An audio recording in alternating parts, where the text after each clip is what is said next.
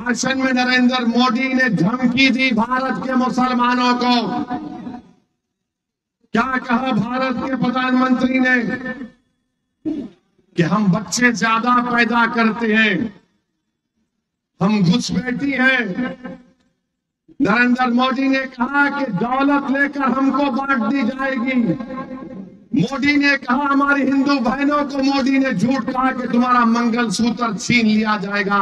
नरेंद्र मोदी, तुम दुनिया के सबसे बड़े झूठे हो।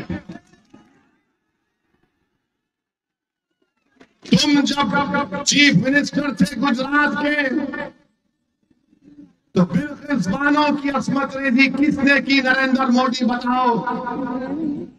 हमारी बेटी बिल्किस बानो हामिला है, 3 साल की बेटी उसके साथ है, उसकी माँ है, रिश्तेदार है। घर के पड़ोसियों ने बिल्किस बानो की इज्जत लूटी। बिल्किस बानो अपने घर के पड़ोस में जो दुकान थी, उस दुकान से बिल्किस बानो ने चूड़ियां खरीदी। जिसने हमारी बेटी को चूड़ियां बेचा उसने बिल्किस बानो की असमत रेजी की। 3 साल की बेटी को कत्ल कर दिया। अरे नरेंद्र मोदी, बताओ किसकी दौलत लूटी गई? मेरी बेटी की, मेरी बहन की दौलत लूटी गई थी। आप मुख्यमंत्री थे,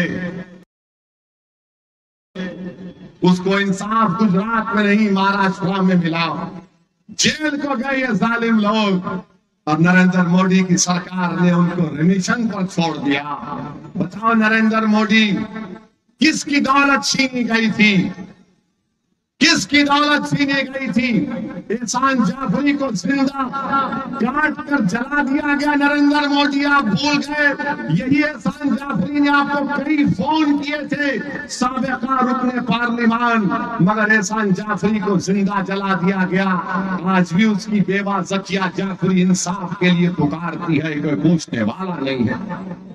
भारत के वजीर आजम 133 करोड़ जनता के वजीर आजम जो कहते हैं, झूठ कहते हैं सबका साथ सबका विकास, मगर कल का भाषण नरेंद्र मोदी का ऐसा नजर आ रहा था कि हिटलर बोल रहा है, भारत का वजीर आजम नहीं बोल रहा है।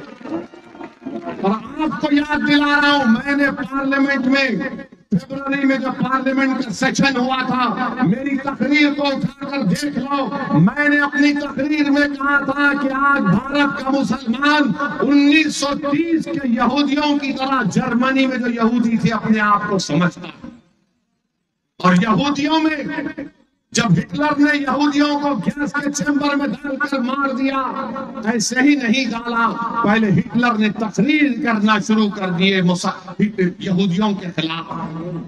यही तरह तकरीर कर रहे नरेंद्र मोदी। नरेंद्र मोदी, आप प्रधानमंत्री हैं, इस देश के प्रधानमंत्री, आपको जेब नहीं देता कि आप भारत की इतनी बड़ी आबादी के ताल्लुक से इस तरह की बकवास करें। किसकी दौलत लूटी हमारे, बताओ मेरे भाई। हकीकत बता रहा हूं तुमको, भारत के मुसलमानों की सुनो, जिसको अंग्रेजी में एक लफ्ज है इंटरजेनरेशनल मोबिलिटी कहते हैं। अगर मेरा दादा 100 रुपये कमा रहा था तो उसका पोता 110 रुपये कमाना चाहिए। हमारे हिंदू भाइयों के पोते अपने दादा से बढ़कर कमा रहे हैं, यादवों के बेटा बेटी अपने दादा से बढ़कर कमा रहे, ठाकुरों के, राजपूतों के, भूमिहार के, आदिवासियों के, हर समाज के, सिखों के, ईसाइयों के पोते अपने दादा से बढ़कर कमा रहे। अगर कोई अपने दादा से कम पैसे कमा रहा है तो मुसलमान है वो। और नरेंद्र मोदी बोलते हैं कि दौलत हमको दी जाएगी। कितना झूठ कह रहा है भारत का प्रधानमंत्री, अगर इस तरह की बात वजीर आजम करते हैं। आप देश के वजीर आजम हैं, आप किसी चौपाल के नेता नहीं हैं। सबके वजीर आजम की बात करना चाहिए था। और बोलते हैं कि हम बच्चे ज्यादा पैदा करते हैं। नरेंद्र मोदी के आपके 6 भाई नहीं है? अमित शाह की 6 बहनें नहीं है? क्या रविशंकर प्रसाद की 7 भाई बहन नहीं है? मगर दिखता कौन? मुसलमान ज्यादा बच्चे पैदा कर रहे हैं।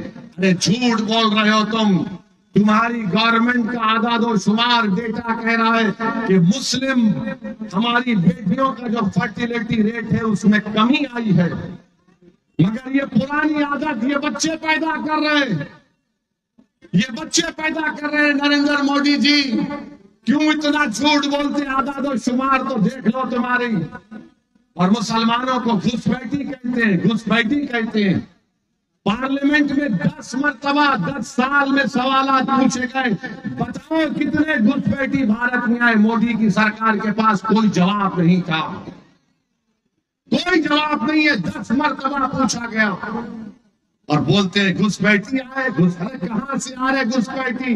अरे घुसपैठी आ रहे तो मोदी तुम क्या चाय पीकर सो रहे थे? रोकना था उनको। नरेंद्र मोदी जी सुनो, घुसपैठी कहां पर है मैं तुमको बताता हूं। लद्दाख में 2000 स्क्वायर किलोमीटर पर चाइना की फौज भारत की जमीन पर कब्जा करके बैठी है।